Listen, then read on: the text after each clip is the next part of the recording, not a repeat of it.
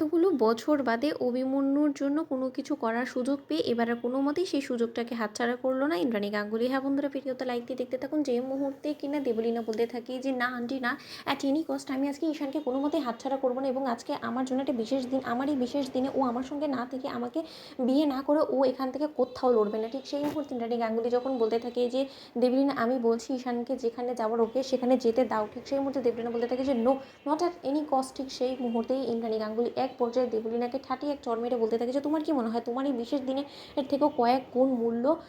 অভিমন্যু দাদার মেয়ের জীবন এবং আমার কাছে সব থেকে বেশি সেটাই প্রাধান্য পাবে, এবং তোমাকে আমি এক্ষুনি বলছি যখন তুমি বারবার করে বলা সত্ত্বেও যখন কিনা আমার কথাটা তোমার কানে যায়নি, তাহার জন্য আমি এই কাজটা করতে বাধ্য হলাম। ঠিক সেই মুহূর্তে যখন কিনা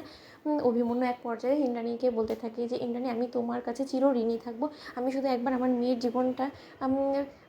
বাঁচিয়ে দিই, তার পরবর্তীতে আমি তোমার কাছে এসে সমস্ত হিসাব নিচ্ছি। ঠিক সেই মুহূর্তে যখন কিনা ঈশানকে সঙ্গে করে নিয়ে হসপিটালে ছুটে যায় সকলে, এবং গাঙ্গুলি পরিবারের সকলে যখন কিনা অনুশ্রীর এই অবস্থা শোনা মাত্র নিজেদেরকে আর আটকে রাখতে না পেরে এক পর্যায়ে হসপিটালে ছুটে যায়, এবং সেখানে যাওয়া মাত্র ঈশান যখন কিনা পাগলের মতন অনুশ্রীকে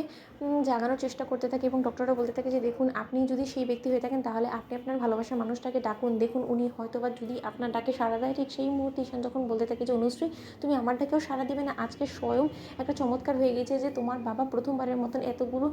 বছর বাদে শত্রুতা থাকা সত্ত্বেও সমস্ত কিছুকে পেছনে ফেলে শুধুমাত্র তোমার তাড়নায় আমাদের বাড়িতে এসে তোমার প্রাণ ভিক্ষে চেয়েছে, আমার মায়ের শরণাপন্ন হয়েছে এবং আমাদের সমস্ত স্বপ্ন পূরণ হয়েছে। অনুশ্রী আমি তোমার চোখের সামনে দাঁড়িয়েছি, তোমার বাবা যেখানে কিনা তোমাকে মাথার দিব্যি দিয়েছিল সেই সমস্ত কিছু তুলে নিয়েছে, তার সত্ত্বেও তুমি কেন চোখ মেলে তাকাচ্ছ না বলো। ঠিক সেই মুহূর্তে অনুশ্রীর বাবা যখন বলতে থাকে যে এই অনু, এই আমি তো তোকে মাথার দিব্যি দিয়েছিলাম, আমি তোর কাছ থেকে তোর ভালোবাসার মানুষটাকে কেড়ে নেওয়ার চেষ্টা করেছি, তার জন্য তো আসলে আমি দোষী, তাহলে তুই তোর ভালোবাসার মানুষটাকে কেন শাস্তি দিচ্ছিস বল না মা, তুই চোখটা খোল না। ঠিক সেই মুহূর্তে দেবলীনা বলতে থাকে সেখানে এসে যে ইচ্ছে তো করছে এই মেয়েটাকে গলা টিপে আমি নিজ হাতে মেরে ফেলি, যে কিনা আমার পথের কাটা হয়ে দাঁড়িয়েছে, তাকে আমি কোনো মতে বাঁচতে দেবো না। ঠিক সেই মুহূর্তে ইন্দ্রাণী বলতে থাকে যে দেবলীনা মুখ সামলে কথা বলে কি সমস্ত অলক্ষণে কথাবার্তা বলছো বলো তো। ঠিক সেই মুহূর্তে দেবলীনা বলতে থাকে যে আন্টি এই মানুষটার সঙ্গে তোমার এতটা শত্রুতা, অথচ তার সত্ত্বেও তুমি এই মানুষটার মেয়েকে বাঁচানোর জন্য আজকে আমার এত বড় একটা বিশেষ দিনকে তুমি নষ্ট করে দিতে তোমার একবার বিবেকে বাঁধলো না। ঠিক সেই মুহূর্তে ইন্দ্রাণী বলতে থাকে যে দেবলীনা যেটা জানো না সেটা নিয়ে কথা বলবে না, কোনো দিনও আমার অভিমন্যু দাদার সঙ্গে কোনো রকম কোনো দুশ্মনী বা কোনো এরকম কোনো রাগ-ক্ষোভ কিছুই ছিল না, যা ছিল সেটা তার পক্ষ থেকে, এবং এতগুলো বছর বাদে যখন কিনা তার জন্য কোনো কিছু করার আমি সুযোগ পেয়েছি সেটা আমি কোনো মতে হাতছাড়া করতে চাইনি, এবং তোমার বিশেষ দিন বলে আমি অন্য কাউকে তো